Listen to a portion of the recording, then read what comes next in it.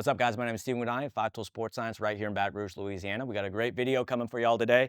It's going to be looking at pelvis rotation in pitching increases velocity. All right. The study we're going to be looking at is called Influence of Pelvic Rotation on Lower Extremity Kinematics, Elbow Varus Torque, and Ball Velocity in Professional Baseball Pitchers by Britney Dowling. The study samples 157 professional baseball pitchers. So this is huge. A lot of the times we're looking at high school, college guys. I love studies that have a lot of people and they're looking at professional baseball pitchers. They're looking at the elite, okay?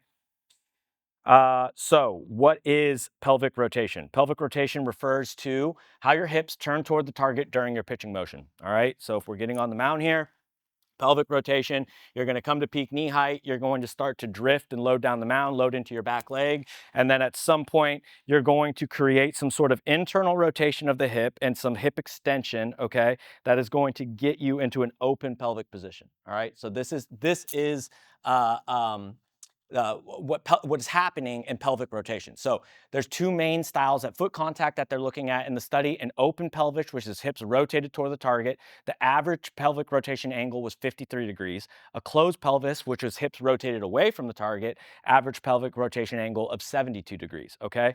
So what's interesting about it is it's not finding that the average is like completely open towards the target, all right? It was like 52 degrees. So there's some degrees of like close. I don't know if this is exactly 52 degrees, but the point I'm making is it's like sometimes I think in pitching, we think, okay, open the hips. Well, that means like the hips need to be completely facing towards the target. And the reality of it is like based off of your anatomy, based off of your athleticism, based off of your motor control, even the professional guys aren't getting like crazy, crazy, crazy. Most of them aren't getting like crazy, crazy, crazy open hips, okay? But this study was finding that a more open pelvis position had benefits. So let's get into it. All right.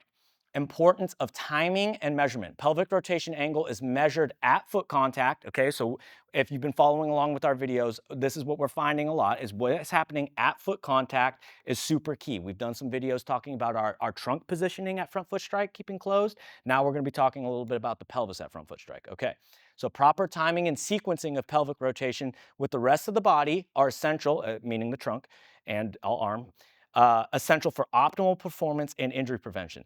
Opening the pelvis more at front foot strike may produce greater ball velocity and reduce injury risk. This is super interesting, okay? Um, this is the first time I think, at least for me, one of like looking at 157 professional pitchers where they're actually talking about a more open pelvis position might increase velocity and reduce injury risk because there had been some contradicting studies to that. I remember from a personal experience, I went to a PhD biomechanics guy and I got to watch him do a breakdown of a player. He was asking me what I saw in his delivery and what I thought he could work on. I said that I think that he could get a little bit more open pelvis orientation. He was saying, based off of the research and where his pelvis was landing, that I was wrong. A little bit of vindication for me from the PhD guy, okay? So this study was finding the opposite, that having a little bit more open pelvic position was beneficial, okay? Now, impact on lower body mechanics. Pitchers with an open pelvis, okay, longer stride length, about 81% of body height, okay, greater lead knee flexion at foot contact, and faster lead knee extension velocity. We've done some videos previous on this of looking at lead knee extension velocity, how that is correlating to ball velocity, okay? So let's break this down a little bit. So pitchers with an open pelvis, they were having longer stride length. We're going to do a video breakdown soon on Dr. Ryan Croton's study on linear propulsion and stride length and how the stride length is getting better energy transfer from your trunk rotation to the arm, which may reduce stress. So there's just so much research coming out, guys. This is such a cool time for sports science and for baseball and for pitching. But basically, what they were finding is the longer stride lengths may be injury protective. This is also finding and it also can have some influence on ball velocity as well. Okay, but going down back to this, the longer the stride length, that's important. Okay, greater lead knee flexion at foot contact, and then faster lead knee extension velocity. So this is going to be the lead knee flexion at foot contact is this angle. All right, and then the velocity of it, if I draw a line as this lead knee goes into extension. Okay, so flexion of it. Okay, the hips are open, the shoulders are closed. As everything starts to rotate towards the target, this front leg kicking back, and how fast that's happening is lead knee extension velocity, and that's correlated to ball velocity. There's also been some studies correlating that to lower torque on the arm, okay? These factors help transfer energy efficiently from our legs to the upper body. Okay, effect on pitch velocity and elbow stress. So open pelvis pitchers throw faster in the study. The average velocity was 87.5 miles per hour. Keep in mind, again, this is lab setting velocity. So it's like, oh, they're professional guys, they're throwing 87.5. When you're throwing indoors, anybody that throws indoors, a lot of the times, it's way harder to throw as hard as you can indoors. You're not on a dirt mound, you're not in cleats, you don't have adrenaline, you don't have hitters in the box, etc. And on top of that, if this is going to be markered versus markerless motion capture, you're basically in your underwear and you've got little tiny markers all over your body. Okay, so it's really hard for you to amp up into your highest velocities. Now, here's a big one. No increase in elbow varus torque, stress on the elbow with an open pelvis. So not only were they throwing harder, but there wasn't an increase in torque, which is important because usually what happens for every mile per hour that we increase in ball velocity, our torques go up, all right? That's why this is really hard, and it's like in the injury prevention of baseball, it's not just all in our mechanics, all right? Because what's happening is it's like a double-edged sword. Everybody wants to throw harder, but in throwing harder, you're putting more torque on the arm and you're actually increasing your risk of injury. Okay, so that's why it's so difficult. It's not all relying on just our mechanics to reduce injury. You also have to build, in my opinion, robust arm strength. And some of the research that Dr. Ryan Croton has done on that, and what we're seeing with dynamometer testing and building a really strong final link in the chain that can withstand the torque that you're putting on it and be able to fight fatigue, which is one of the biggest causes of arm injury. Okay, so um, efficient pelvic rotation allows harder throws without added injury risk. That's really important. Okay.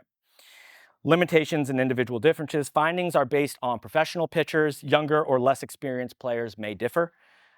Mechanics should be tailored individually with coach, trainer, and guidance. I think that that's really important, and another area where sports science is really shining as we start to move forward in the evolution of baseball training is this individualization of training in the athlete, of using motion capture, of using dynamometers, of using force plate to find the strengths and weaknesses for each guy's individual anatomy and physiology and anthropometrics, and coming up with training plans that are geared towards that individual, not just some cookie cutter approach that, might be good for some guys and just absolutely terrible for other guys. Okay. So it's showing the importance of individualizing each guy's approach. Okay, so pelvic rotation is one part of a complex pitching motion. Whole body coordination matters. So again, if you take a guy, say like let's use a professional pitcher for example. Shohei Ohtani doesn't get a, really great hip rotation timing and sequencing. Okay, he's not landing with that really open pelvis position.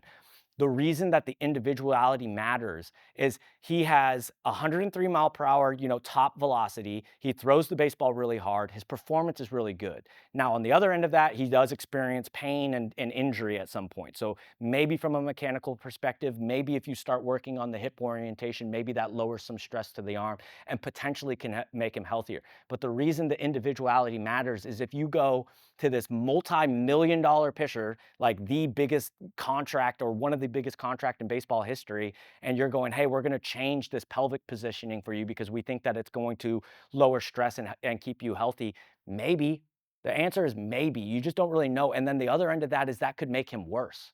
All right. So that's where the individualization really comes into play, and it becomes even more into play with the higher levels of athletes that you're working with. Like if you're working with $100 million players, you better be freaking right. There's a lot of pressure to that. With the younger level players, if they're trying to improve performance, they're not throwing hard. Okay, you can start making those adjustments, and usually that's going to make them better. But you also have to remember that everything that we're doing, it's not just It's not just like an outcome where each one is, yes, this is a home run that this is going to make the guy better. It can make the guy better. It could make the guy worse. It can get the guy hurt, or nothing can happen, right? There's different outcomes that can come.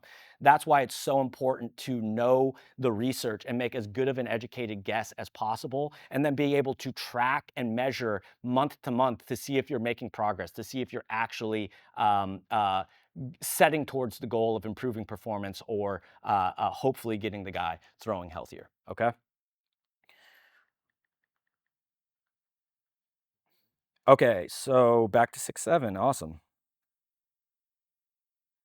I'm sure my youth kids are going to love that.